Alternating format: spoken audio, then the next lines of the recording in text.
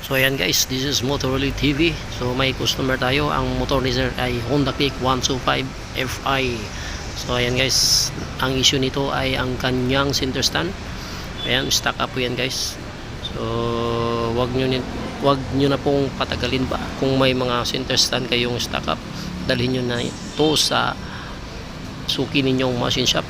So ayun guys, titirahin na ni kuya. Yeah! Ayan kuya, dapat nag-gloves at nag-goggles ka lang muna siguro. Bihasa na si kuya sa kanyang gawain, no? So always na siguro itong ginagawa niya araw-araw. So ayan, ayun, pumisik pa. Ayun guys, ayan, natanggal na. So kunting pukpok na lang.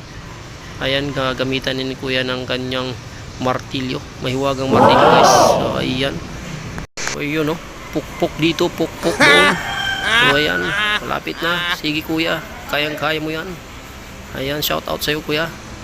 Ayan guys, napakaangas. Oh, flashlight pa si kuya, oh. Ayan, ginamitan pa. Ayan, oh, ginamitan pa ng flashlight. Yun, oh, natapos na rin sa wakas guys. Napakadali lang para sa kanila dahil araw-araw nilang ginagawa. Yan ang natanggal na cutting niya kanina guys. Tingnan nyo. Ayan guys, napakarami na nilang natanggal. Hay, yun, oh, isang drum sa loob ng isang buwan daw, sabi nila. Napakaraming center stand ang kanilang nakating. Isang drum talaga guys. So yun lang guys, sana'y nakatulong.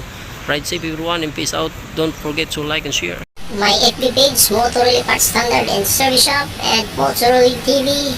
God bless us all. Thank you very much. Bye.